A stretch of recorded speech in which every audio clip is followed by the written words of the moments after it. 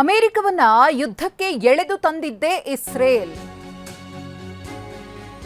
ಈಗೇನ್ ಸಂಘರ್ಷ ಆಗ್ತಾ ಇದೆಯಲ್ಲ, ಇಸ್ರೇಲ್ ಇರಾನ್ ವಿರುದ್ಧ ದಾಳಿಯನ್ನ ಮಾಡ್ತಲ್ಲ, ಅಮೆರಿಕ ಇಸ್ರೇಲ್ ಜೊತೆಗೆ ಕೈ ಜೋಡಿಸಿದೆ. ಈ ಯುದ್ಧಕ್ಕೆ ಅಮೆರಿಕವನ್ನ ಎಳೆದು ತಂದಿದ್ದೇ ಇಸ್ರೇಲ್. ಇಸ್ರೇಲ್ ಅಮೆರಿಕದ ವಿರುದ್ಧ ಅರ್ಘಾಚಿ ಕಿಡಿಕಾರಿದ್ದಾರೆ. ಯುದ್ಧದಿಂದ ಅಮೆರಿಕಕ್ಕೆ ಭಾರಿ ನಷ್ಟ ಆಗಿದೆ. ಯುದ್ಧದ ಬಗ್ಗೆ ಅಮೆರಿಕಕ್ಕೆ ಯಾವುದೇ ಗುರಿ ಇರಲಿಲ್ಲ ಅಂತ ಹೇಳಿದ್ದಾರೆ.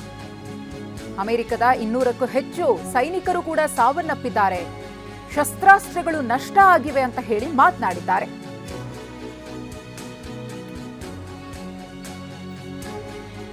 ಇನ್ನು ಇಸ್ರೇಲ್ ಮಿಸೈಲ್ ದಾಳಿಯಲ್ಲಿ ಅಲಿ ಲರಿಜಾನಿ ಹತ್ಯೆಯಾಗಿತ್ತು. ಟೆಹರಾನ್ನಲ್ಲಿ ಅಲಿ ಲರಿಜಾನಿಯವರ ಅಂತಿಮ ಯಾತ್ರೆ, ಸಾವಿರಾರು ಜನ ಭಾಗಿಯಾಗಿದ್ದಾರೆ. ಲರಿಜಾನಿ ಅಂತಿಮ ಯಾತ್ರೆಯಲ್ಲಿ ಇಸ್ರೇಲ್ ನಡೆಸಿದಂತಹ ಮಿಸೈಲ್ ದಾಳಿಯಲ್ಲಿ ಇರಾನ್, ಇಸ್ರೇಲ್ ಮತ್ತು ಅಮೆರಿಕದ ಜಂಟಿ ಕಾರ್ಯಾಚರಣೆಯನ್ನ ಹೇಗೆ ಎದುರಿಸಿಕೊಂಡು ಬರ್ತಾ ಇದೆ ಅನ್ನೋದನ್ನ ಗಮನಿಸ್ತಾ ಇದ್ದೀವಿ. ಯುದ್ಧದ ನಡುವೆ ಇರಾನ್ಗೆ ಭಾರೀ ಮರ್ಮಾಘಾತ.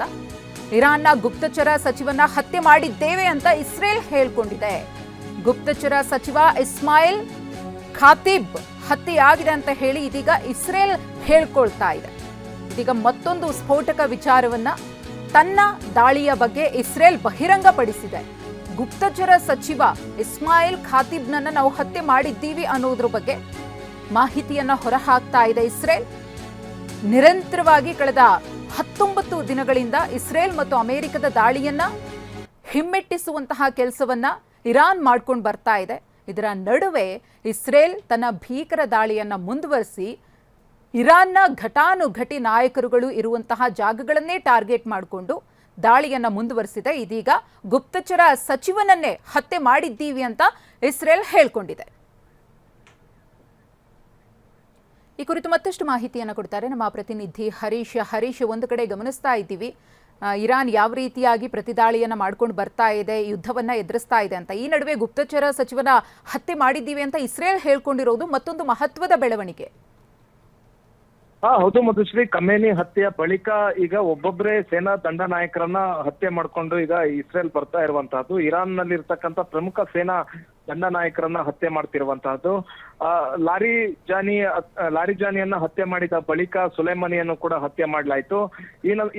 ಈ ಬಳಿಕ ಈಗ ಗುಪ್ತಚರ ಇಲಾಖೆ ಮುಖ್ಯಸ್ಥನನ್ನು ಕೂಡ, ಸಚಿವನನ್ನು ಕೂಡ ಹತ್ಯೆ ಮಾಡಲಾಗಿದೆ ಅನ್ನುವಂಥದ್ದನ್ನ ಇಸ್ರೇಲ್ ಹೇಳ್ಕೊಳ್ತಾ ಇದೆ. ಬಹು ಮುಖ್ಯವಾಗಿ ಖಮೇನಿ ಹತ್ಯೆ ಬಳಿಕ ಈ ರೀತಿಯಾಗಿ ಖಮೇನಿ ಹತ್ಯೆ ಬಳಿಕ ಯಾರ್ಯಾರು ಯಾವ್ಯಾವ ವಿಭಾಗವನ್ನ ಮುನ್ನಡೆಸ್ತಾ ಇದ್ರು, ಸೇನಾ ವಿಭಾಗಗಳನ್ನ ಮುನ್ನಡೆಸ್ತಾ ಇದ್ರು, ಅವರನ್ನ ಗುರಿಯಾಗಿರಿಸಿಕೊಂಡು ಈಗ ಇಸ್ರೇಲ್ ದಾಳಿಯನ್ನ ಮಾಡ್ತಾ ಇರುವಂತಹದ್ದು.